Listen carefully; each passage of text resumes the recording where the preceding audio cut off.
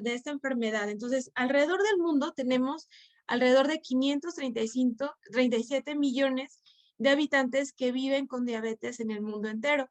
La mayoría de estos pacientes pues son pacientes con diabetes tipo 2 que alcanzan un 95% y pacientes con diabetes tipo 1 pues tenemos un 5%.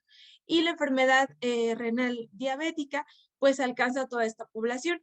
Más o menos casi la mitad de nuestros pacientes con enfermedad renal diabética van a tener enfermedad renal crónica y pues a veces los desenlaces pues no son de lo mejor, porque pues hasta un 10% de estos pacientes van a progresar a ya una insuficiencia renal y a una falla renal. Y el 90% va a tener problemas de insuficiencia cardíaca, enfermedad aterosclerótica, así como pues desenlaces fatales. Entonces es muy importante conocer que actualmente pues se hacen estimaciones alrededor para el año de 2030, entonces las personas van a aumentar a más de 5 millones de las que ya hay los pacientes que están en terapia de reemplazo renal. Entonces, realmente es muy importante que para nosotros compartir esto con ustedes para que ustedes, pues, en el primer nivel de atención sepan identificar a los pacientes de alto riesgo. Entonces, aquí tenemos como, de acuerdo a la Organización Panamericana de la Salud, tenemos que la diabetes mal controlada, pues nos va a aumentar el riesgo de, pues, tanto neuropatía, ceguera, enfermedad renal, amputaciones y enfermedades del corazón. Se dice que alrededor de 50 hasta el 75% de los casos de diabetes no están controlados. Sin embargo, aún nos faltan más encuestas de población principalmente en nuestro país porque alrededor del mundo, generalmente, pues obviamente Estados Unidos, Europa tienen muy buenas encuestas, pero pues en nuestro país no es así. Se puede hacer también una estimación de cómo está Latinoamérica desde el año 2014 hasta 2040 y se dice que va a haber un aumento de hasta un 75%. Se hacen estimaciones que para el año 2040 va a haber 109 millones de personas con prevalencia de diabetes y el gasto en salud va a incrementarse de un 15 a un 20%. Actualmente hay 383,000 millones y se va a hacer una estimación de unos 446,000 millones de acuerdo a la Organización Panamericana de la Salud. Y bueno, tenemos que tener en cuenta que en Latinoamérica, pues es la cuarta causa de muerte y alrededor del 30-40% de las personas con diabetes pues están sin diagnosticar. Aquí tenemos un ejemplo acerca de este estudio que se hizo del aumento en la mortalidad en nuestro país con la pandemia del COVID-19. Entonces, sabemos que la diabetes es una de las principales causas de discapacidad, morbilidad y mortalidad a nivel mundial y en México es la segunda causa de muerte. Tenemos una prevalencia de alrededor de 15.2% de nuestra población, alrededor de 12.9 millones de adultos y en las últimas décadas la mortalidad ha aumentado en un 77%. Entonces aquí vemos, por ejemplo, cómo en los censos de 2017 al 2019 comparados con los censos de 2020, pues sí hubo un aumento de mortalidad casi en un 41% y de complicaciones renales, en las cuales podemos ver en esta gráfica, también aumentaron alrededor de un 20 a un 30%. ¿Y esto por qué fue? Pues la pandemia por COVID-19 nos enseñó que pues principalmente fue por la interrupción en el tratamiento.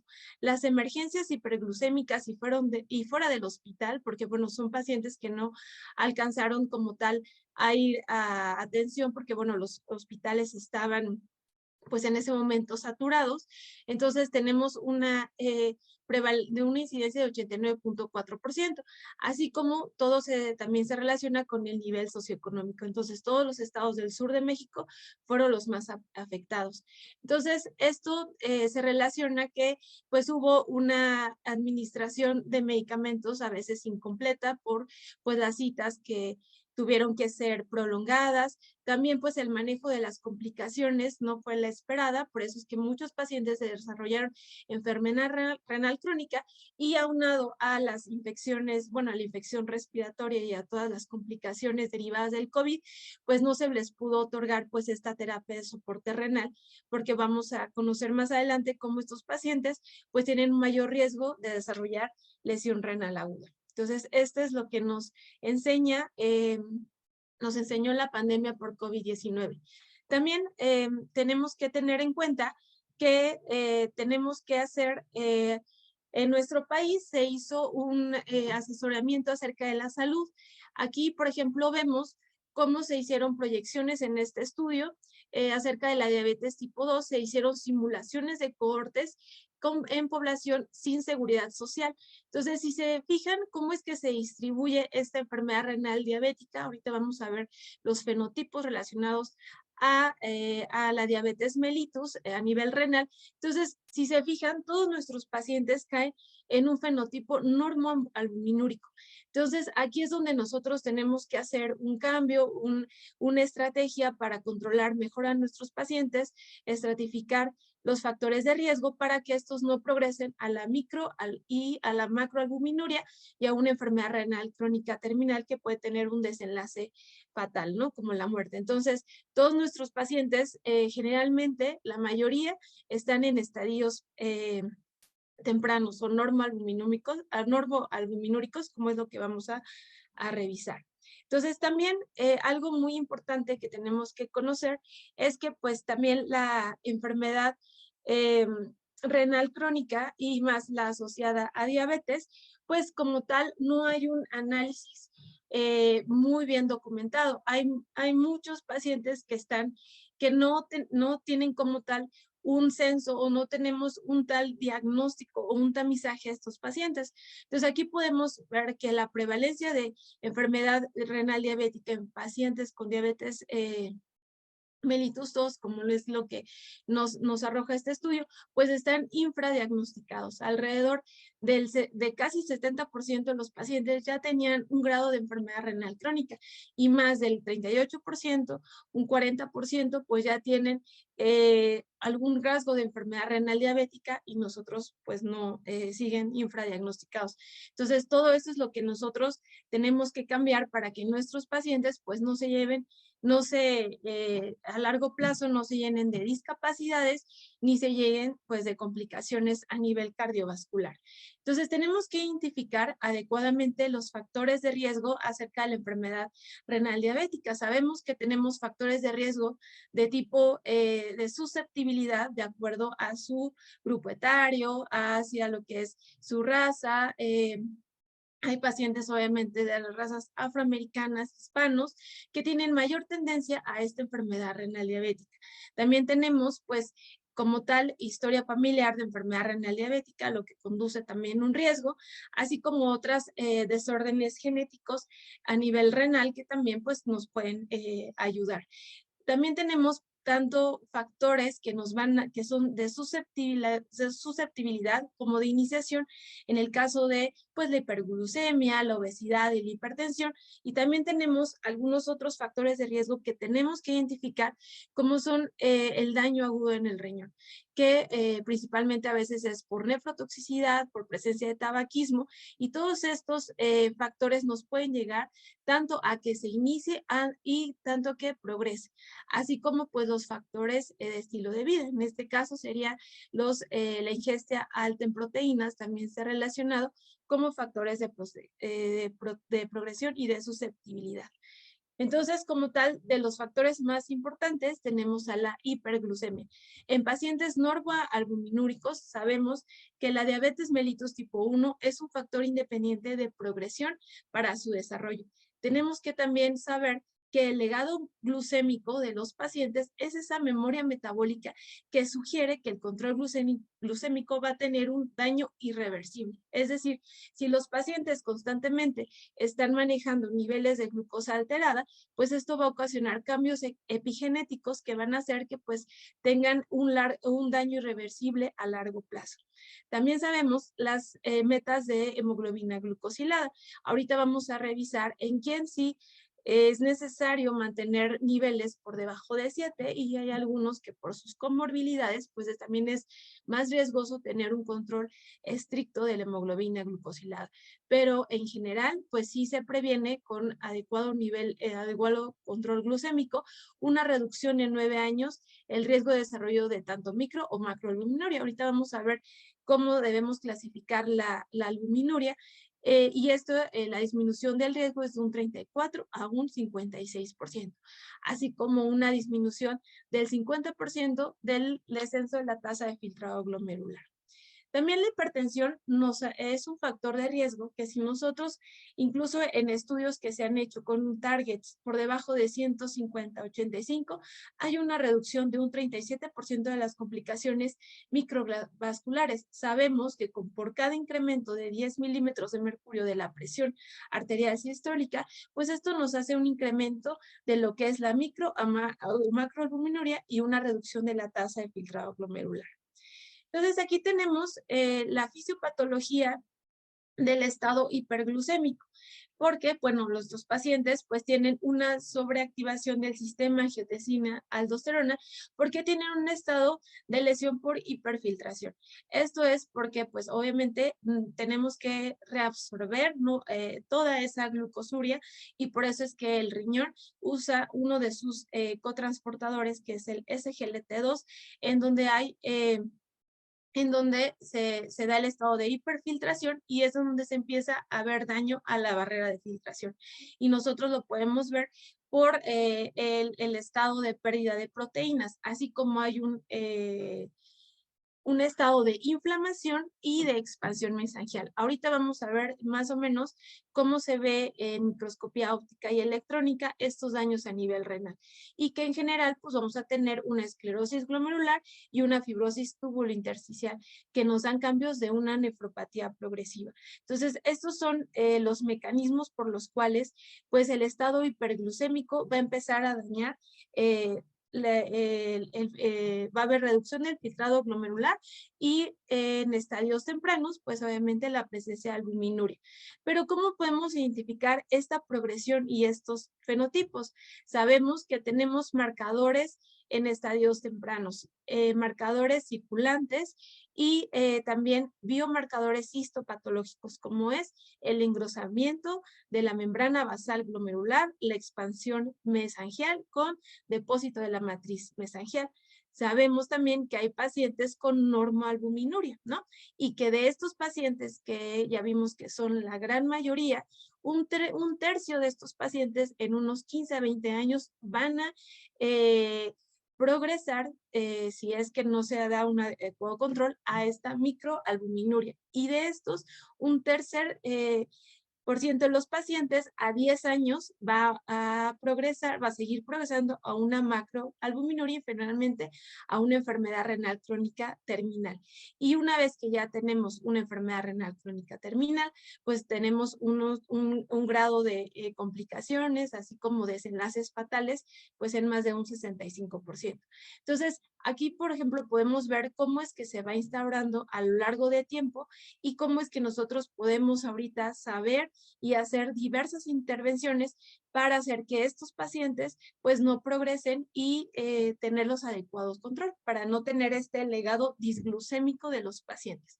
También tenemos pues obviamente ya en estadios más tardíos, pues ya características clínicas muy específicas como es pues el descenso de la tasa de filtrado glomerular y la presencia de proteinuria.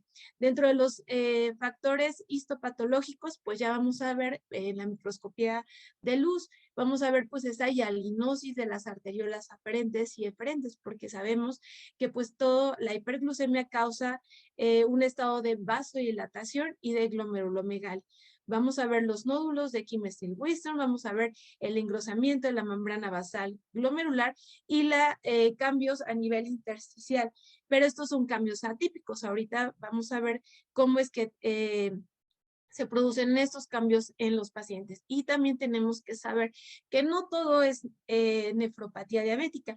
Tenemos también que identificar pacientes que a lo mejor sí tienen antecedente de diabetes, pero su historia clínica no corresponde a las alteraciones renales que puedan tener. Este es en el caso de pacientes que pues puedan presentarse con una hipertensión súbita, hematuria, un síndrome nefrótico. Entonces ya sabemos que no es la historia natural de un paciente con enfermedad renal diabética. Aquí lo vemos en años, cómo es que el paciente va progresando. Entonces aquí podemos ver una imagen de un glomérulo.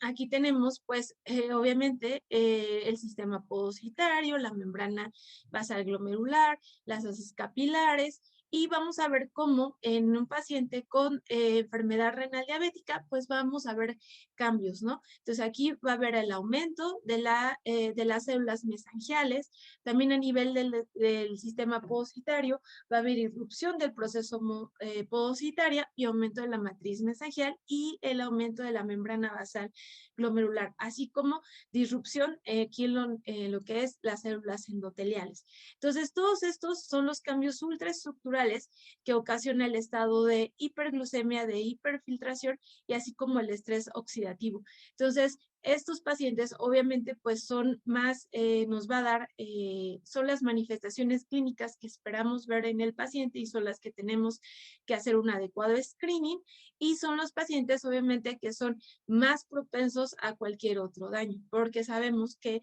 el riñón pues se va deteriorando a lo largo del tiempo y va progresando. Aquí tenemos una imagen por microscopía electrónica en donde podemos ver que está toda expansión mesangial y todo el engrosamiento de la membrana basal glomerular.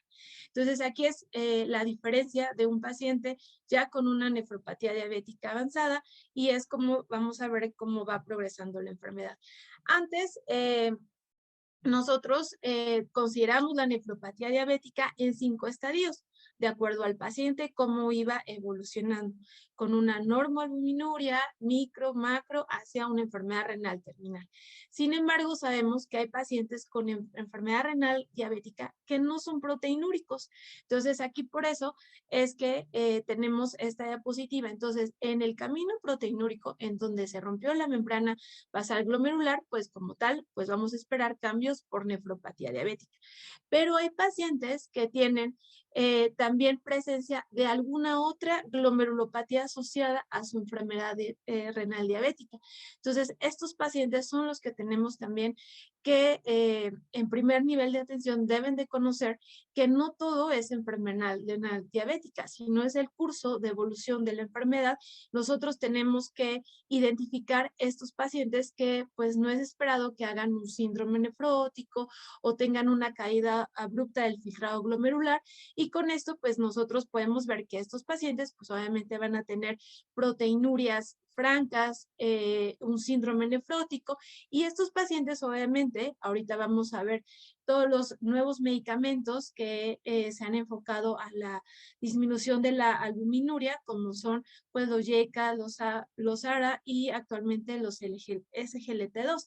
En cambio, si un paciente diabético tiene una glomerulopatía asociada, aparte del control adecuado de su diabetes, pues tenemos que iniciar otros medicamentos como inmunosupresores, aunque pues en el paciente diabético siempre es más complicado por el descontrol glucémico el tratamiento, pero lo tenemos que pues darle ese protocolo de estudio. Pero también tenemos otra vía, que es la vía no proteinúrica, o sea, es el paciente que tiene enfermedad renal diabética, pero que no nos va, que no va a perder, o sea, que no como tal va a tener albuminuria. Esto predominante es porque va a tener cambios a nivel vascular e intersticial. Si es que nosotros le hiciéramos una biopsia renal. Aquí pues lo que vamos a tener sí es la disminución del filtrado glomerular. Entonces, realmente a estos pacientes con enfermedad renal diabética que debutan con un descenso de la tasa de filtrado glomerular, pero obviamente están con descontrol glucémico, pues el mecanismo de tratamiento es diferente. Quizás a estos pacientes pues se van a beneficiar más del control de las cifras tensionales, de adecuado manejo de algunos otros factores como pérdida de peso, ajuste, por ejemplo, de todo lo que son lípidos y colesterol, porque realmente estos pacientes que son la minoría, la mayoría de estos pacientes siempre cursan con un cierto grado de albuminuria, pero esos pacientes pues tienen una presentación un poco más atípica, entonces las estrategias de tratamiento para ellos son diferentes. Pero pues lo tenemos como adecuadamente pues valorar. Aquí tenemos, por ejemplo, cómo es que de acuerdo a las guías de 2012 de CADIGO, podemos clasificar a lo que es la albuminuria en estadios, el estadio 1, estadio 2 y estadio 3, de acuerdo al índice albuminuria-creatinuria, menos de 30, 30-300 y más de 300. Esto es muy importante para nosotros estadificar a los pacientes porque la albuminuria se ha visto que es un factor de riesgo cardiovascular. Aquí vemos cómo se incrementa con la presencia de una microalbuminuria, pues la enfermedad coronaria hasta un 74%, hasta una enfermedad vascular periférica en un 44%. Y el incremento en la mortalidad es de más de un 33%. Entonces, es un factor de riesgo tanto de progresión como para desenlaces cardiovasculares y pues el grado de discapacidad que tienen los pacientes. Aquí es otra diapositiva que me gustaría que vieran, en donde también tenemos cómo es que se va instaurando todo este daño que les he mencionado de acuerdo a los años. Entonces tenemos este estado hiperglucémico en las primeras etapas, después vamos a ver esta lesión a nivel celular y todos los cambios histopatológicos que ya les mencioné. Después pues vamos a tener este estado de hiperfiltración y después pues vamos a empezar con el descenso de la tasa de filtrado glomerular hasta empezar ya a una enfermedad renal crónica terminal. ¿Y cómo es que también pues obviamente se va a asociar este estado de hipertensión también relacionado con el descenso de la tasa de filtrado glomerular así como otros mecanismos y nos va a conllevar pues a eventos cardiovasculares, infecciones, muerte y principalmente pues las complicaciones a nivel renal. Pero sí me gustaría que vieran cómo es que tarda todo este progreso y todo es lo que podemos nosotros prevenir y hacer que nuestros pacientes pues no progresen a estados tan tardíos, porque las complicaciones renales pues no son esperadas en las primeras etapas, sino tienen que pasar cierto tiempo, claro, si el paciente no tiene antecedente de alguna otra cosa asociada, para que nosotros podamos hacer todas las incidencias al tratamiento, todas las medidas tanto preventivas, para evitar que este paciente pues a la larga tenga complicaciones cardiovasculares, tenga complicaciones renales y nosotros podemos hacer muchas acciones al tratamiento, porque cuando la tasa de filtrado también nos permite utilizar diversos medicamentos, es cuando tenemos que hacer todo el manejo integral del paciente. Pero ¿cómo debemos nosotros hacerle un screening a estos pacientes? Pues ya se sabe que en el caso de las diabetes tipo 1, pues tenemos que hacerlo a partir de los 5 años del diagnóstico, aunque bueno, si es un paciente descontrolado, pues hay que hacerlo antes. En el paciente con diabetes tipo 2, en el momento que nosotros hagamos el diagnóstico, tenemos que empezar a hacerle el screening a los pacientes. ¿Cómo vamos a hacerle el screening a los pacientes? Pues podemos utilizar una muestra aleatoria de orina o una recolección de orina de 24 horas en donde podamos medir albuminuria. ¿Por qué? Porque aquí tenemos que hacer un índice para documentar que existe albuminuria y además estadificar. Y también sacar su tasa de filtrado glomerular. Actualmente está recomendada que nosotros podemos calcular la tasa de filtrado glomerular con la fórmula de secta de EPI, es la más estandarizada. Actualmente ya la depuración de creatinina de 24 horas no es como tal una recomendación. Nosotros podemos calcular su tasa de filtrado con una creatinina en sangre y hacerle obviamente su índice de albuminuria. Entonces, ¿qué vamos a hacer si hay un resultado positivo? Pues vamos a volver a repetir y confirmar porque tenemos que descartar causas que a lo mejor nos pueden hacer que el paciente tenga albuminuria, por ejemplo, que haya tenido una infección, que tenga fiebre, que haya hecho algún tipo de ejercicio o algo. Tenemos que descartar todo eso para poder confirmar que ese paciente sí está excretando albuminuria. Y aparte, pues, que el paciente pues tiene antecedente de diabetes, ¿no? Entonces, tenemos que tener la confirmación, se pueden repetir de 2 a 3 muestras, y también tenemos que considerar que hay algunos pacientes en el que la creatinina no es el mejor marcador. La creatinina también depende pues de la masa muscular, de la raza, de cuestiones tanto nutricionales, ¿no? Pacientes caquéticos o pacientes obesos, podemos tener una sobreestimación o infraestimación de la tasa de filtrado glomerular. Entonces, en estos pacientes, o por ejemplo, pacientes también ancianos, entonces, si hay mucha duda, si el paciente a lo mejor ven un cierto grado de albuminuria, está muy hipertenso, pero la creatinina pues está aparentemente normal y es un paciente a lo mejor desnutrido o es un paciente anciano, pues podemos utilizar otro marcador que son los niveles de cistatina C. Entonces, podemos hacer un estudio con cistatina C y creatinina y calcular la tasa de filtrado glomerular de C cada EPI con cistatina y creatinina y nos puede arrojar un valor más enfocado en el paciente. Entonces, es otra herramienta que ustedes pueden tener para detectar el descenso de la tasa de filtrado glomerular en este tipo de pacientes en donde la creatinina no sea el mejor marcador. Claro, la creatinina es el marcador que más tenemos a la mano, pero también hay algunos pacientes especiales que sí necesitan otro tipo de marcador para nosotros poderlos evaluar de una mejor forma. Y también pues vamos a ver si hay algunas otras anormalidades que pues nos pudieran definir como tal algún otro grado de cronicidad.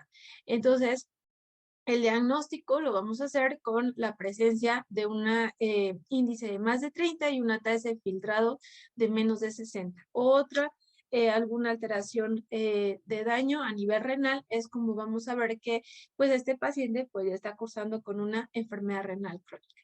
Entonces, a todos los pacientes con enfermedad renal diabética, ¿deberíamos de biopsiarlos o se biopsían? Pues la realidad es que no. La mayoría de nuestros pacientes que ya vemos que empiezan con descenso de la tasa de filtrado glomerular o es un paciente con mal control glucémico que tiene albuminuria, pues lo primero es nosotros controlar a ese paciente. La biopsia renal pues es un procedimiento actualmente, si es un procedimiento invasivo, actualmente pues ya se hace por ultrasonido en tiempo real, ya tiene menor riesgo de complicaciones y siempre cuando le ofrecemos un procedimiento al paciente es porque los beneficios son mayores que el riesgo. Sin embargo, en este caso, si nosotros tenemos alta sospecha que las alteraciones a nivel renal es por una enfermedad renal diabética, pues vamos a darle tratamiento y ajuste de tratamiento a esta diabetes. Si no, el paciente vemos que, por ejemplo, tuvo un tiempo corto de diabetes y pues es delgado, no tiene obesidad, no tiene algún otro factor de riesgo, pues podemos sospechar que pues no es la diabetes lo que está disminuyendo la tasa de filtrado. O, por ejemplo, que en los diabéticos tipo 1 pues no tenga retinopatía. Entonces tenemos que ver que no sea algo más asociado y esto también lo pueden considerar en primer nivel, ¿no? Un paciente que está progresando muy rápido o de repente tiene un síndrome nefrótico franco, aunque el paciente es diabético, pero está bien controlado, tiene una hemoglobina glucosilada y ni nada, pues entonces hay que pensar que no es la diabetes lo que nos está haciendo la alteración a nivel renal. O en el examen general de orina ven un poco de hematuria o alguna otra alteración en el sedimento urinario y hasta el 50% de nuestros pacientes diabéticos pueden tener alguna otra glomerulopatía. Entonces también es importante que evalúen a estos pacientes, al paciente que sí ha esperado todos los cambios, porque pues, es un paciente que no ha recibido ajuste de tratamiento, o el paciente que está bien controlado y aún así, pues tiene algunos otros cambios. Entonces aquí, esta es la clasificación de enfermedad renal crónica del 2012 por las guías CAIGO, y aquí es donde pues tenemos los diferentes estadios. Aquí pues es el riesgo de leve a moderado y grave para progresión y alteración, complicaciones cardiovasculares. Entonces, a medida que aumenta la albuminuria, a medida que desciende la tasa de filtrado glomerular, pues estos son todos nuestros pacientes con alto riesgo. Entonces, tenemos que ver que el manejo óptimo de la enfermedad renal diabética, pues es complejo y multidisciplinario. Tenemos que entender que cada tratamiento para los pacientes debe ser individualizado, monitorizado de la mejor forma posible y evaluado para ser efectivo. Porque, bueno, actualmente ahorita vamos a revisar algunas estrategias, algunas herramientas que podemos hacer esas inferencias para ayudar un poco más al control de estos pacientes. Esto es por el alto riesgo de complicaciones que tiene esta enfermedad, así como a largo plazo discapacidades. Entonces tenemos que identificar, como ya lo vimos, los factores de riesgo cardiovascular, además de la hiperglucemia, como es el caso de la hipertensión, la dislipidemia, que hay actualmente algunas estrategias, algunas para nosotros, pues, validar si el paciente sí es candidato a estatina. Claro, en estadios tempranos, pues sí es necesario. Pacientes mayores de 40 años con algún otro factor de riesgo, pues sí es necesario hacer uso de estos medicamentos. Sin embargo, conforme progresa la enfermedad renal crónica, la verdad es que también hay efectos adversos en los pacientes con nefropatía crónica avanzada por el uso de estatinas, en este caso, pues por radiomiólisis. Entonces hay que valorar riesgo-beneficio si nuestros pacientes, pues en realidad no se recomienda cuando ya tienen una tasa de filtrado glomerular pues severamente afectada. Así como factores de riesgo como la obesidad, ¿no? Entonces tenemos ya algunos fármacos que nos van a ayudar para el descenso de peso. Y el estilo de vida, ¿no? Generalmente pues la dieta alta en fibra, se ha visto que también ayuda al mejor control de la glucosa, la suspensión del hábito taquíaco y pues la actividad física que se recomienda de 150 minutos a la semana. Entonces, esto es el manejo de estos pacientes, pues es un manejo, como lo dice esta pirámide, ¿no? Entonces, en la base, pues siempre tenemos, y lo más importante, el cambio de estilo de vida. La dieta, el ejercicio, el tabaquismo.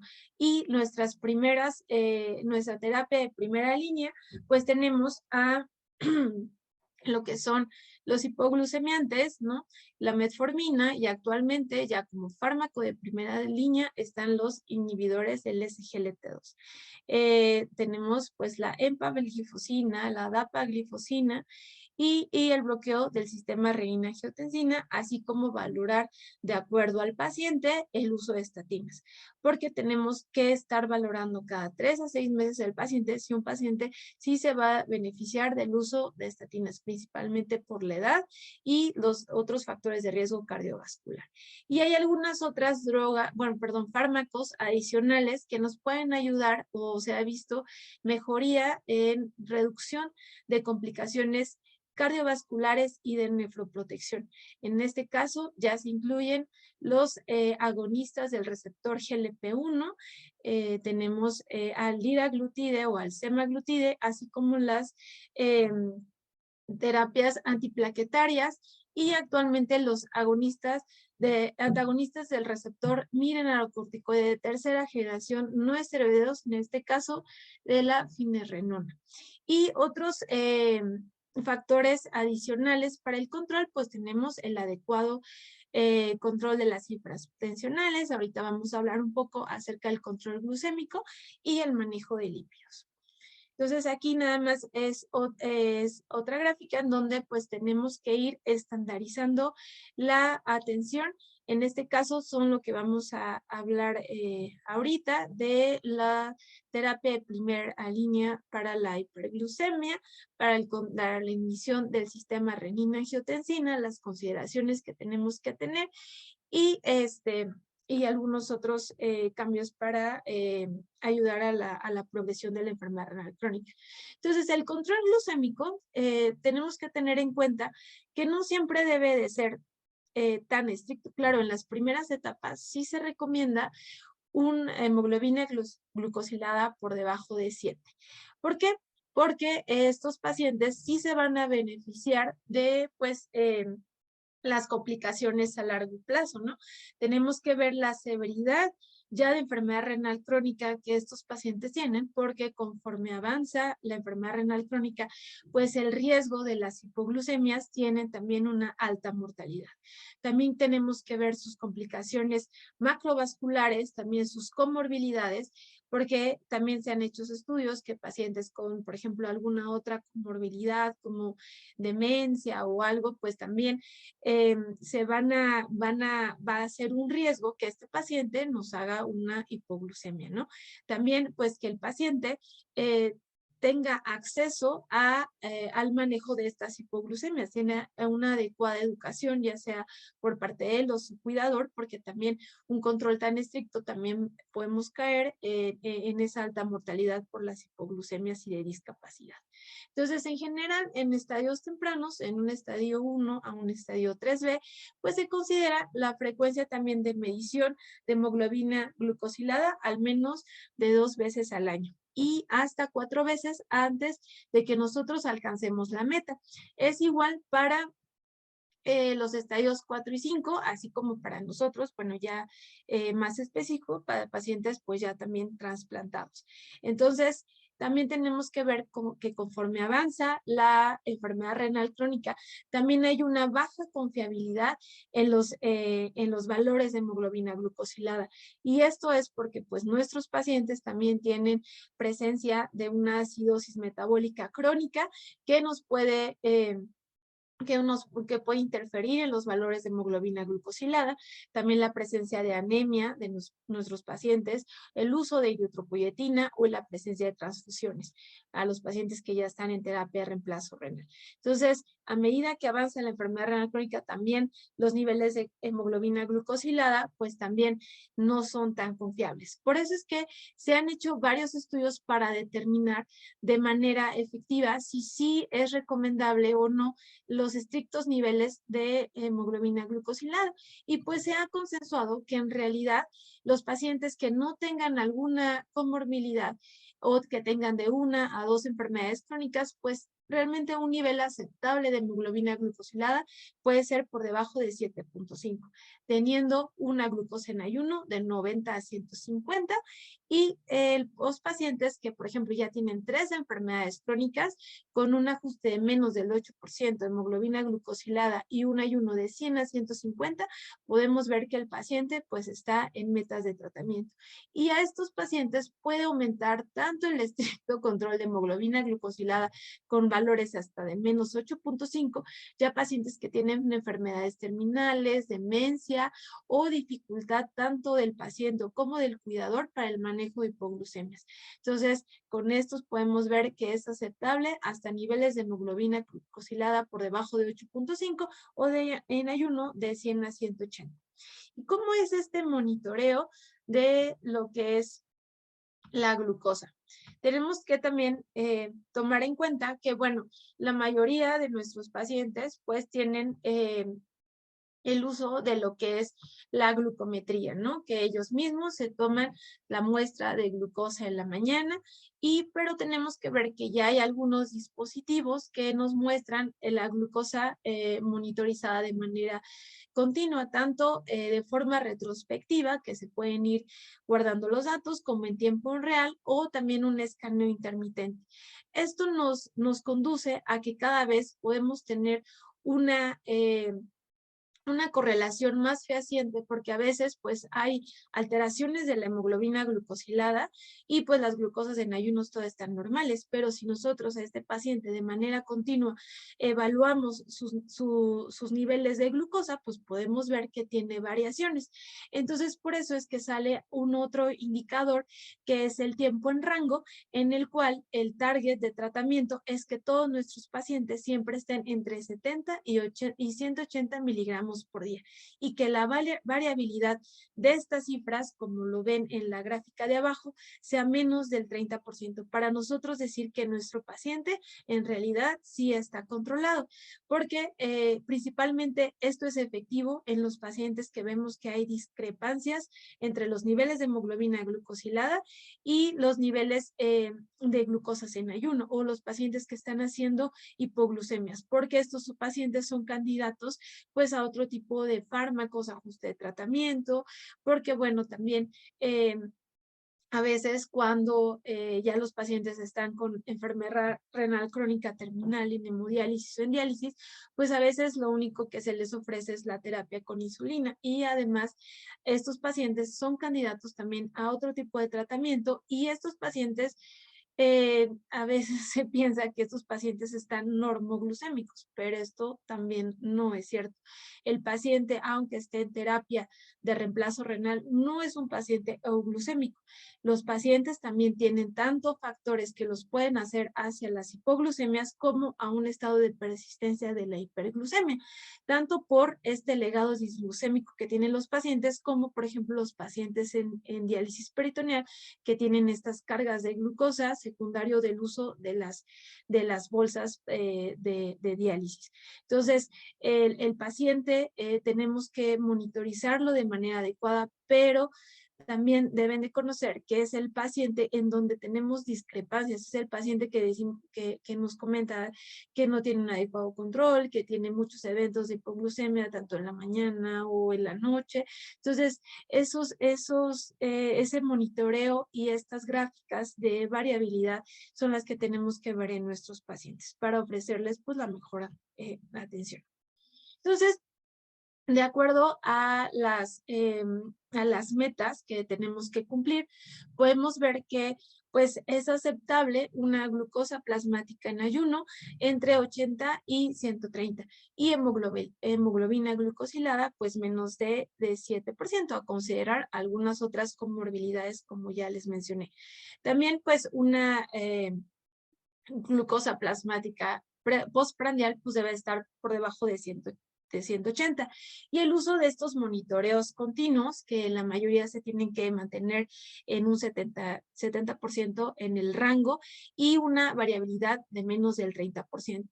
Es muy importante en nuestros pacientes alcanzar los niveles de hemoglobina glucosilada en los primeros años, porque esto reduce todas las complicaciones cardiovasculares. Y este término del legado disglucémico, porque los pacientes con persistencia de estados de hiperglucemia y descontrol glucémico son pacientes que ya hacen cambios irreversibles en su organismo y son los que van a tener pues la mayoría de los enlaces pues fatales. Y aquí pues de forma más práctica podemos ver que de acuerdo a la tasa de filtrado glomerular podemos decir que si el paciente tiene una tasa de filtrado glomerular más de 60, pues podemos tener una meta en menos de 7, o si el paciente ya desciende, pues tenemos un rango desde 7 a un 8.5% de acuerdo a sus comorbilidades. Aquí tenemos también las inferencias que tenemos que hacer en los cambios del estilo de vida, y esto realmente se refiere pues a la dieta, ¿no? Y a las recomendaciones que le tenemos que dar o la referencia adecuada con la nutrióloga ya cuando hay cierto grado de enfermedad renal crónica, ya hay descenso de la tasa de filtrado glomerular o presencia de albuminuria. Es ahí cuando tenemos, pero bueno, es en el paciente sin diálisis. Tenemos que ya ajustar la ingesta proteica a 0.8 gramos de proteína por kilo.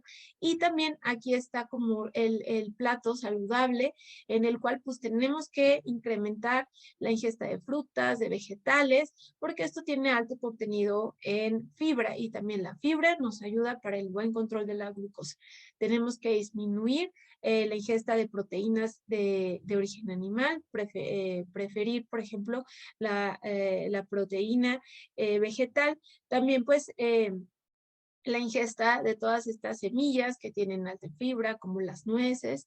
Y en cuanto al sodio, pues se recomienda menos de 2 gramos de sodio al día o de cloro de sodio menos de 5 gramos. Esto, pues, la calidad de la evidencia en las dietas hiposódicas, porque también debemos de conocer que está la dieta tipo DASH, pero en nuestros pacientes a veces sí tenemos que dar como adecuadamente seguimiento a lo que es los niveles de potasio. Pero bueno, esto sí se ha visto que hay disminución de la presión sistólica y de la presión arterial diastólica. Entonces también se ha visto que hay una calidad de evidencia moderada hacia el descenso de enfermedad cardiovascular y el riesgo de embolias. Ahora, en cuanto a la inhibición del RAS, que es la otra meta de tratamiento, también tenemos que considerar que esto disminuye la hiperfiltración y el aumento de la presión intraglomerular. Eso es lo que nos va a ayudar tanto los YECAS como los ARAS, así como la disminución del estrés oxidativo. Siempre tenemos que tomar en cuenta que ambos tratamientos, bueno, ambos grupos de fármacos, pues nos ayudan a esta estrategia. Sin embargo, en algunas ocasiones, cuando, por ejemplo, los pacientes tienen cierto grado de albuminuria que a lo mejor no cede, a veces se llega a dar en combinación, por ejemplo, un YECA o un ARA, ¿no? Pero esto no está recomendado. Tenemos que dar la dosis estándar o la dosis máxima de cada uno de estos medicamentos para lograr el objetivo. Y si no se logra el objetivo, actualmente tenemos otros medicamentos que nos vayan a ayudar, como es los SGLT2. Entonces, no es recomendable combinar estos medicamentos por el alto riesgo potencial que pueden tener en nuestros pacientes y que pues no han demostrado que tengan un beneficio a largo plazo. Entonces, o utilizamos un YECA a la dosis estándar o dosis máxima, o utilizamos el ARA a la dosis estándar o la dosis máxima. Y también actualmente tenemos a los antagonistas del receptor mineralocorticoide de tercera generación no esteroideos, en este caso finerenona, que actualmente también aparece como un coadyuvante para con gran significancia clínica, de acuerdo a los últimos estudios, como el estudio Fidelio, que nos ayuda al descenso de esta albuminuria. Entonces, las ventajas de este medicamento frente a sus competidores, como en el caso de la espironolactona, pues es el riesgo bajo de hipercalemia que tienen estos fármacos, ¿no? De un 12% versus pues sus antecesores, que era de un 35%. Y pues también se ha visto que este fármaco también inhibe lo que es la inflamación y la fibrosis, y pues también tiene ahí cambios también modestos en lo que es también el control de la presión en pacientes pues que tienen una hipertensión resistente. Aquí es la forma en que nosotros tenemos que evaluar esta inhibición del sistema renina-angiotensina. Entonces, nos dicen que cuando nosotros iniciamos a este paciente, ¿no? Que tanto tiene albuminuria o está o tiene hipertensión, tenemos que monitorizar, y es algo que a veces no realizamos, los niveles de creatinina sérica y de potasio, más o menos de entre las segunda a cuarta semana después de iniciar el tratamiento. Tenemos que ver que los pacientes, obviamente también nuestros pacientes, tenemos que ver que ya tienen cierto grado de deterioro de la tasa de filtrado glomerular. Entonces, en este caso también pues, pueden ser más propensos a eventos de hipercalemia. Entonces, vamos a iniciar el fármaco. Si vemos que el paciente está con un estado de potasio normal, entonces, y no hay aumento o incremento de los niveles de creatinina, podemos seguir optimizando la dosis del YECA o ARA hasta la máxima dosis tolerada, porque también hay un aumento en la creatinina sérica esperada, pero esta no debe rebasar más del 30%, si no, tenemos que sospechar en otra enfermedad. En el caso que el paciente desarrolle hipercalemia, recordemos que los criterios de seguridad de potasio es por debajo de 5, entonces ya un potasio por arriba de 5.5, entonces tenemos que moderar la ingesta de potasio, considerar añadir algún diurético de tipo ASA, también ver si el paciente a lo mejor no tiene un estado de acidosis metabólica, y también pues medicamentos enfocados al control del potasio. Y si vemos que el paciente, ¿no? Lo evaluamos y tiene un aumento del 30% de los niveles de creatinina, pues tenemos que ver las causas, a lo mejor otras causas que lo estén llevando a esta lesión renal aguda. Tenemos que ver si el paciente también no ha hecho episodios de hipovolemia o ha usado algún otro tipo de medicamento, por ejemplo, los analgésicos, y dentro de las patologías, cuando nosotros iniciamos un YECA o ARA y hay aumento de la creatinina sérica, pues hay que descartar una estenosis de la arteria renal. Y en este caso, pues, en el caso de que tenga todas estas alteraciones, pues tenemos que valorar, reducir o detener, pues, estos fármacos para revalorar las estrategias. Y aquí es una tabla en donde tenemos que tenemos que conocer muy bien la dosis de inicio de los fármacos tipo YECA y de los medicamentos tipo ARA, y también la máxima dosis diaria. La única consideración para estos medicamentos es a veces pues la tasa de filtrado glomerular. Generalmente todos los fármacos se reevalúan o se ajustan, ya sea por el nefrólogo o por el médico de primer contacto, cuando hay caídas de la tasa de filtrado glomerular por debajo de 30. Pero la realidad es que si el paciente no ha presentado una hipercalemia severa, nada, estos fármacos los podemos continuar utilizando, porque es mayor el beneficio a nivel de la reducción del riesgo cardiovascular y la disminución de la albuminuria usando estos fármacos que suspenderlos. Entonces, si el paciente sí tenemos que hacer ajustes a lo mejor la dosificación diaria, como viene aquí en la tabla, pero siempre y cuando tenemos que observar el evento adverso más, el efecto adverso más, que es la hipercalemia. Entonces, mientras el paciente, incluso hay estudios que dicen que podemos darle, ¿no? Fármacos para la hipercalemia, diuréticos o algún otro tipo de medicamentos para disminuir los niveles de potasio, pero no suspender ni el YECA ni el ARA. Esto nos va, sí tiene un impacto a nivel cardiovascular. Entonces, en realidad, estos pacientes no es que ya se documenten ni se quiten ni le pongamos otro, no, hay que continuarlos y hay que vigilarlos, pero sí tenemos que vigilarlos de manera estrecha porque son medicamentos que sí han demostrado que tienen un impacto a largo plazo. Bueno, entonces, en el caso de los fármacos para la hiperglucemia, aquí pues obviamente, como veíamos en el diagrama anterior, lo más importante es los cambios al estilo de vida, ¿no? Y como primera línea de tratamiento, antes esto no estaba en las guías, tenemos pues obviamente a la metformina, ¿no? Que pues obviamente tiene algunas implicaciones y son implicaciones que nosotros tenemos que observar de acuerdo a su tasa de filtrado, ¿no?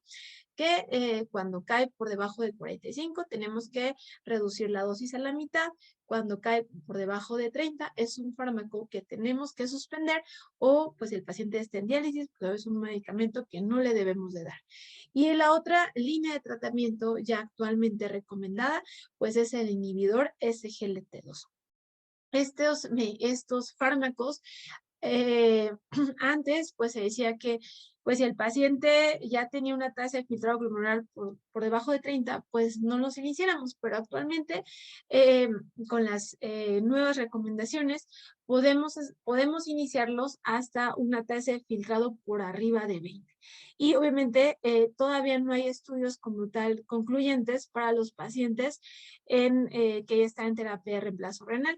Los estudios acerca tanto de SGLT2 como GLP-1 solo han visto pacientes con hasta tasa de filtrado glomerular de 15. Más bajo no se han hecho como tal estudios realmente competitivos para nuestros pacientes, pero podemos ver que con una tasa de filtrado por arriba de 20 podemos iniciar estos medicamentos. Entonces, estos medicamentos ya son fármacos de primera línea, los inhibidores del SGLT2, por su impacto en la reducción de albuminuria. Entonces, tenemos muchas más opciones. Antes, pues le decíamos al paciente, pues tiene que bajar de peso, la dieta, etcétera, pero no teníamos como tal un impacto en la albuminuria. En cambio, la inhibición de este receptor, que es el que ocasiona esta reabsorción de sodio y glucosa, y finalmente pues es lo que causa esta hiperfiltración y esta isquemia, pues esto es lo que nos va a ayudar. Y también otros medicamentos que también los puntualizan las guías, pues son los agonistas del receptor GLP-1 para pacientes, pues también que tengan un riesgo cardiovascular y que no alcancemos la meta, ¿no? Un paciente que está con metformina y es GLT-2, pero continúa fuera de metas y que aparte tiene sobrepeso, pues una muy buena opción pues es los agonistas del receptor GLP-1. ¿Por qué? Porque tiene implicaciones sobre todo en la saciedad. Entonces son pacientes que sí se van a ver beneficiados del control de peso. También algunos otros medicamentos son, por ejemplo, los inhibidores de DPP-4, que como también tiene su actuación a través de las incretinas, este sí medicamento no se puede combinar con los GLP-1. También pues el uso de insulina, ¿no? Para pacientes también pues que todavía estén descontrolados, las sulfonilureas, que pues actualmente pues son los fármacos de más bajo costo, pero actualmente pues no se ha visto como tal un beneficio tanto a nivel renal, cardiovascular, que sopese a veces pues los episodios de hipoglucemia que tienen los pacientes. Y las tiazolidinonas, que a veces son preferidas en los pacientes que pues ya están en terapia de reemplazo renal. Entonces, esta es la terapia de primera línea y en la parte de abajo son todos los fármacos que nosotros podemos ayudar, porque actualmente el tratamiento de la diabetes no es iniciar un medicamento y suspenderlo, no, actualmente el tratamiento es de forma aditiva para poder lograr las metas, aunque obviamente este esquema de tratamiento a veces es más difícil para los pacientes, porque a veces pues si tomando un medicamento es difícil 2, 3 o 4, pero actualmente el tratamiento, bueno, aparte de que debe de ser más integral, tiene que ser un tratamiento aditivo en el cual el paciente de varios mecanismos y que impacte, por ejemplo, en el sobrepeso, en lo que es la renoprotección, le ofrezca todas estas opciones a los tratamientos que a los pacientes que realmente tengan un impacto a largo plazo. Entonces, aquí podemos nada más puntualizar que de acuerdo a la tasa de filtrado, pues tenemos que valorar al paciente, ¿no? Si el paciente pues ya tiene una tasa de filtrado por debajo de 30, pues tenemos que suspender de los fármacos, pues la metformina, ¿no? Pero si el paciente tiene una tasa de filtrado mayor de 60, aquí es como vamos a, y ustedes ya lo conocen, cómo podemos iniciar la metformina, ¿no? De una dosis inicial de 500 hasta 850 y ir titulando la dosis. También tenemos que seguir monitorizando la función renal al menos de 3 a 6 meses y seguir con el ajuste de la dosis. Pero cuando tenemos que disminuirla a la mitad o por debajo de 30, pues suspenderla. Entonces aquí tenemos este diagrama en los cuales tenemos que ver como de lo más enfocado al paciente, por ejemplo, los fármacos más recomendados por comorbilidades y algunas otras características. Por ejemplo, aquí pues de los más recomendados es el agonista GLP-1 para los casos de insuficiencia cardíaca o alto riesgo cardiovascular. Si necesitamos, por ejemplo, potencializar el descenso de glucosa, pues tenemos también lo que es el GLP-1, las insulinas en pacientes para que eviten episodios de hipoglucemia, o por ejemplo los pacientes que pues también no quieren medicamentos inyectados. Y actualmente también tenemos muchos medicamentos o medicamentos también que nos enfoque al pérdida de peso, como es el SGLT2. Entonces aquí hay, de acuerdo a la preferencia, de acuerdo a las comorbilidades y los medicamentos menos recomendados aquí en el caso de acuerdo a las preferencias del paciente. Entonces, está muy ilustrativo. Entonces, aquí tenemos, por ejemplo, cómo nosotros asesoramos en el caso de los inhibidores SGLT2, cómo es que nosotros vamos a elegir estos pacientes para iniciarles el tratamiento. Entonces, lo primero que tenemos que saber es que son pacientes con tasas de filtrado por arriba de 20.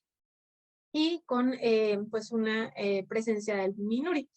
Y algunas contraindicaciones potencialmente relativas sería, por ejemplo, el riesgo de infecciones a nivel genital, el cetoacidosis, por ejemplo, en casos de pacientes con sepsis, ayuno prolongado, también en personas con inmunosupresión, por ejemplo, los SGLT2 no están indicados en pacientes que tienen trasplante renal.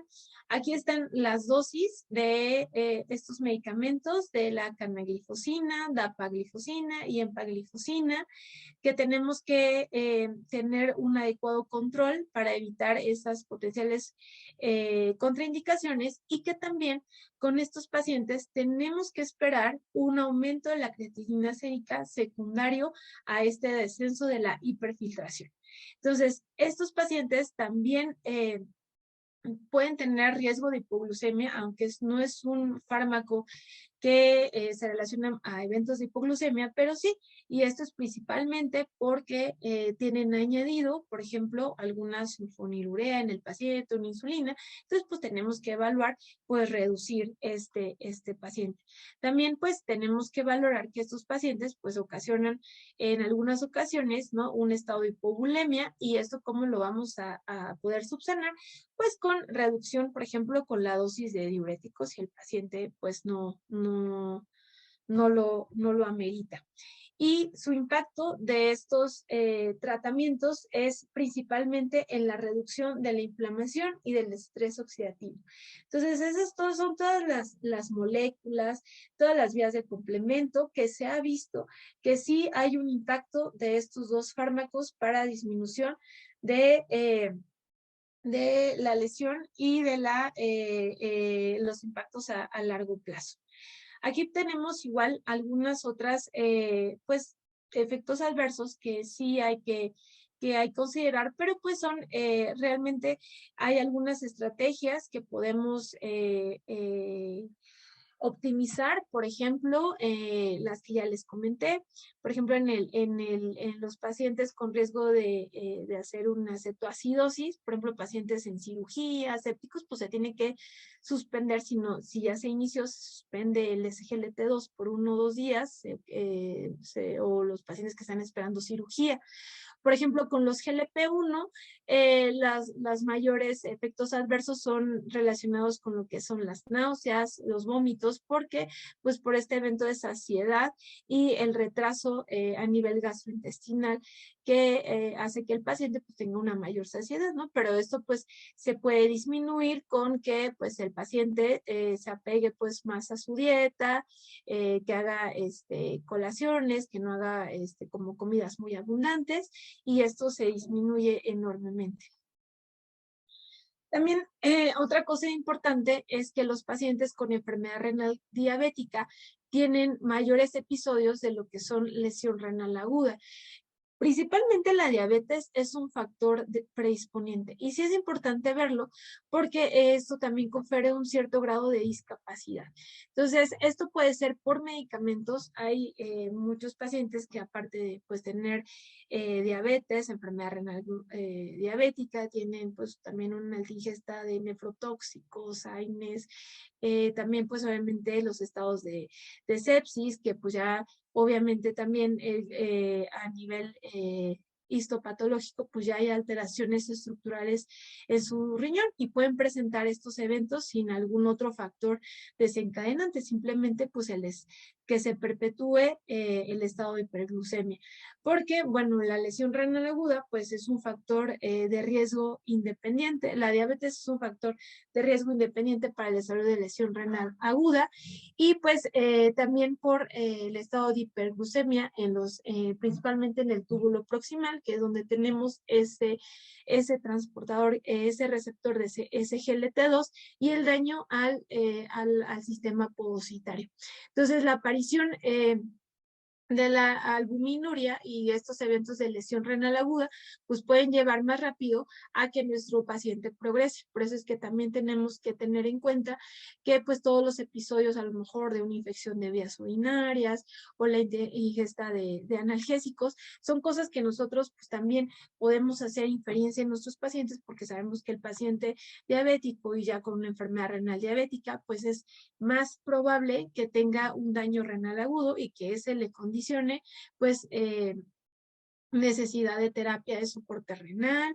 Entonces, es un paciente de alto riesgo. Entonces, es el paciente que también tenemos que seguir. Aquí, por ejemplo, pues están todos los mecanismos, porque pues sabemos que el estado de hiperglucemia y el estrés oxidativo, pues generan altas concentraciones, tiene alto requerimiento de oxígeno. Entonces, si sometemos a ese riñón por algún cambio hemodinámico, de hipovolemia, sepsis, a un estado de hipoxia, pues de todo eso pues se va a desencadenar y se va a perpetuar a un estado a lo mejor de fibrosis o de apoptosis a nivel tubular, y esto nos va a ocasionar pues ya un daño renal que se puede perpetuar, y además de que estos pacientes pues tienen una baja reserva funcional renal.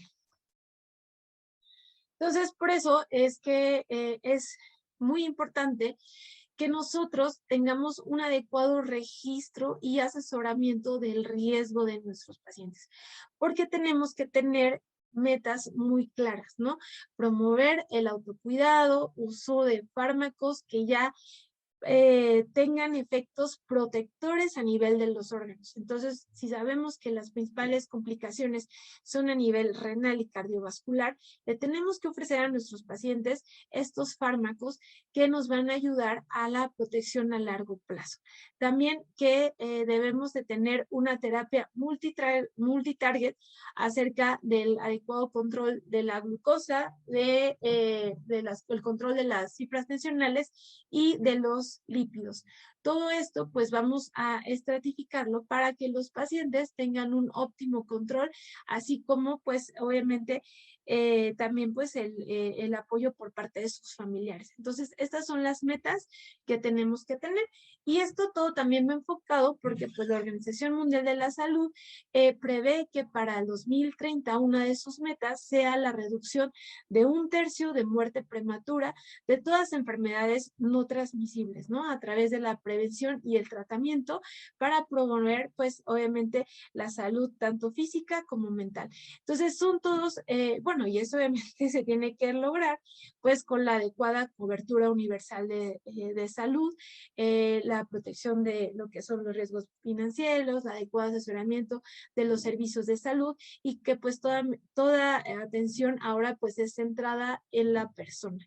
Entonces, todo esto nos va a llevar a que pues podamos frenar esta enfermedad tan debilitante, tan incapacitante, y que actualmente pues está creciendo de manera exponencial. Entonces aquí nada más para comentarles que pues en teoría pues la teoría y la práctica pues sugieren que es lo mismo, pero a veces pues en la práctica no. Entonces espero que les haya servido esta presentación. Me dio mucho gusto compartirla con ustedes, y cualquier pregunta o duda pueden contactarme y estoy a sus órdenes. Sí, pues muchas gracias a todos. Y sí, les puedo mandar información acerca de los nuevos tratamientos. Bueno, en este caso, pues, que comentan aquí de los IECAS y los ARAS, en qué caso, en qué recomienda cambiar. Pues en el caso, realmente son los fármacos de primera línea. Entonces, realmente que haya algún evento adverso por el uso de esos medicamentos sí valdría la pena, si no, pues es mayor el beneficio, ¿no?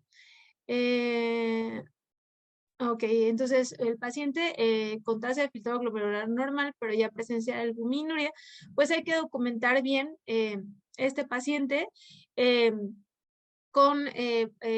pues si ya tiene índice por el examen general de orina, pues ya es un paciente que cae ya en un paciente de alto riesgo. Entonces, aunque hay que ver esa tasa de filtrado glomerular, si el paciente pues no debe estar en un estado de hiperfiltración.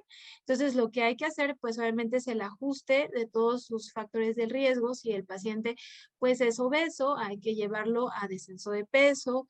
Si el paciente fuma, o sea, todo el control de esos primero estilos de vida y obviamente pues ponerle el medicamento, el SGLT2, que es el que está recomendado para reducción de esa albuminuria y pues obviamente ese paciente tiene que estar en tratamiento con YECA o ARA y documentar realmente la cantidad de proteínas que tiene el paciente. Entonces tenemos que reevaluarlo y son pacientes que ya están con datos incipientes y obviamente son pacientes que aunque tengan tasa de filtrado glomerular normal, es un factor de riesgo que sí debe ser visto por el nefrólogo, pero pueden iniciar con cumplir las metas. Una, la recomendación con SGLT2 y que este paciente tiene YECA o ARA. Que tenga buenas metas de presión, bajarlo de peso, la dieta, etc. Dice, ¿podremos iniciar la finerenona en un paciente con diabetes de 5 años de evolución?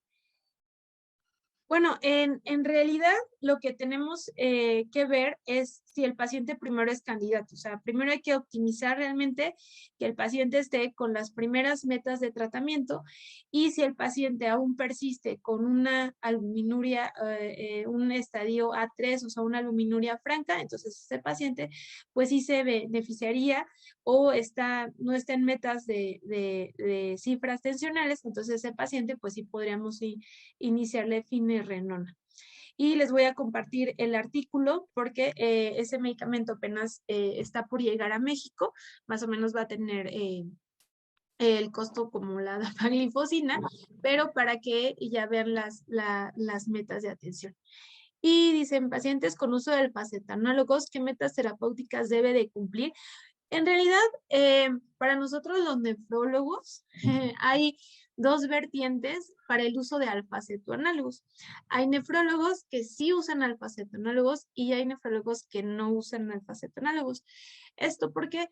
Porque a veces los pacientes dejan de lado, o sea, porque en general los alfa-cetoanálogos pues no van a regenerar como tal el riñón, ¿no? Entonces, lo que realmente está enfocado es, pues, disminución de todos estos, por ejemplo, si el paciente es obeso, metas de presión, adecuado control glucémico, porque el paciente que tiene un control glucémico inadecuado, pero se está tomando sus alfa-cetonálogos y también, pues, revisar la dosis de alfa-cetonálogos. Entonces, en realidad, el uso de los alfa-cetonálogos realmente en el contexto de enfermedad renal diabética siempre es mejor hacer todas las intervenciones para el adecuado control de los pacientes que más que pues iniciarles o usar los alfa-cetonálogos. O sea, tiene más impacto nosotros tenerlo en metas de glucosa, en metas de tratamiento, de presión, en un buen peso que iniciarle los alfa-cetonálogos. Realmente tenemos la dieta baja en proteínas, que también nos ayuda. Entonces, en realidad hay varias vertientes acerca del uso de los alfa-cetoanálogos. Dice, en pacientes con disminución de la tasa de filtrado glomerular de 40 en adultos mayores deben ser evaluados con nefrología. Pues realmente sí es muy importante que ustedes como tal tengan como las bases y sepan identificar a esos pacientes que sí realmente les van a progresar, porque son pacientes candidatos a un tratamiento no convencional. Entonces, independiente de la tasa de filtrado glomerular o como tal las guías de referencia, ¿no? Que ya están bien establecidas. Realmente ahorita lo que se recomienda... ¿Mande? Pues realmente los pacientes que realmente se deben de ser valorados por el nefrólogo son los pacientes que tienen alto riesgo de progresión. Entonces son esos pacientes que tienen proteinurias francas, que tienen un mal control glucémico, que ustedes a pesar del tratamiento no han podido lograr las metas. Entonces ese paciente sí, porque el nefrólogo pues les tiene que ofrecer un tratamiento más integral para pues disminuir el riesgo de complicación de esos pacientes. Entonces realmente eso yo creo que ya deberíamos de cambiarlo un poco, el criterio de referencia por tasa de filtrado glomerular y más bien identificar y mandar al nefrólogo al paciente que realmente va a progresar o que es difícil para ustedes como tal tratarlo porque requiere algunos otros medicamentos que ya van a proteger tanto sus riñones como su corazón. En paciente, deben, ok. Y, ok, bueno, en el caso de pacientes de tanto la combinación, pues ya vimos que la combinación es un riesgo potencial para estos pacientes y en pacientes también, como les digo, estos medicamentos, si no hay un impacto como tal, un riesgo como es una hipercalemia grave y todo, pues realmente no se suspenden por el beneficio que nos puedan dar estos medicamentos. Entonces, realmente la combinación no está considerada por los riesgos potenciales. Tenemos muchos otros fármacos que podemos continuar y en el caso de pacientes con enfermedad renal crónica ya estén en hemodiálisis o en diálisis, las causas de resistencia a tratamiento de su hipertensión generalmente es con su estado de bulimia y con su estado de dieta, porque son pacientes pues que realmente a veces pues no están bien dializados, tienen una alta ingesta de sodio, entonces es un manejo más integral para el control de la presión, pero lo que ustedes pueden hacer es pues una referencia o como tal pues explicar más en su nota de referencia al nefrólogo, que es un paciente de difícil control, que ha tenido emergencias hipertensivas, que a lo mejor necesita un cambio de la terapia, o sea, evaluar como todas las posibles causas que está reteniendo, que tiene retención hídrica, porque la mayoría de los pacientes hipertensos ya en etapas finales es porque o no se han dializado o su diálisis no es efectiva para el control de la bulimia. Esa es la principal causa de hipertensión resistente en el paciente que ya está en terapia de reemplazo renal. Bueno, en realidad, como tal, algún medicamento preventivo, o sea, lo que tenemos que, la mejor prevención es tener al paciente en metas de tratamiento, ¿no? Y la reducción y documentar al paciente cuando hacerle los screenings y los tamizajes para documentar si el paciente ya tiene albuminuria, descontrol hipertensivo, etcétera. Entonces, realmente eso es lo que ustedes tienen que empezar a ver, o sea, detectar a la población en riesgo, si es un paciente que pues está hipertenso y tiene sobrepeso o incluso si tiene una obesidad mórbida, entonces ese paciente pues lo tiene que ver endocrinología, cirugía bariátrica, porque ese paciente va a progresar muy rápido. Entonces ustedes pueden canalizarlo, es el paciente que ustedes ven, ¿no? Y dicen, no, este paciente tiene un índice de masa corporal de 38, este paciente, aunque lo sometamos a dieta, pues tiene que ser valorado por un grupo multidisciplinario y a lo mejor va a poder ser candidato a cirugía bariátrica. Entonces, sí, realmente lo mejor es la detección de los pacientes más que darles algo preventivo, o sea, detectar, tratar y que es lo más importante. Por eso es que en la base de la pirámide de todo, pues siempre está los cambios en el estilo de vida. Dice endoxinos, amlodipino, furosemide por el control. Grado 5 en dosis máxima. Bueno, aquí pues es un paciente en estadio 5. Me imagino que si está en terapia de reemplazo, o si no está en terapia de reemplazo, pues como les comentaba, las principales causas es el estado de bulimia. Entonces, esos pacientes sí tenemos que ver, hacerle cuál es bagaje hídrico. Actualmente hay estudios de impedancia y estudios que también miden la distensibilidad de la vena cava para ver si el paciente pues está con un grado de hipervolemia, porque ya es un paciente en etapa final. Entonces, si no corregimos ese estado de bulimia, el paciente pues, siempre va a tener sobrecarga hídrica y va a tener una hipertensión de difícil control. Entonces, ese paciente pues sí requiere manejo multidisciplinario adecuada referencia, también hay que hacerle estudios a nivel cardiovascular.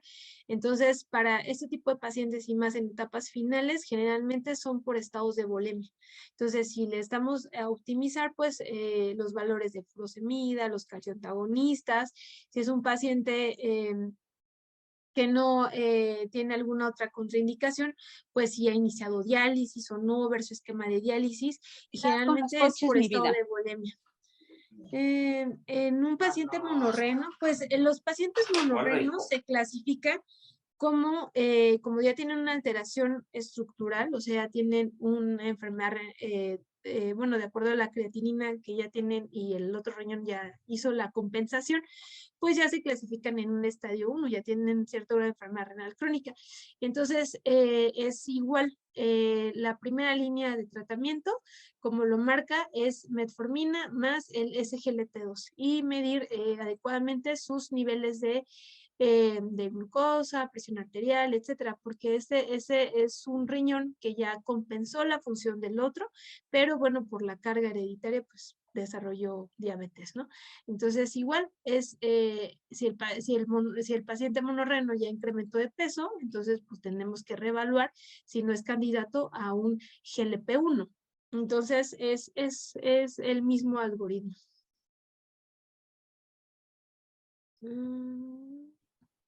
Y creo que ya sería todo, o hay alguna otra que no he visto.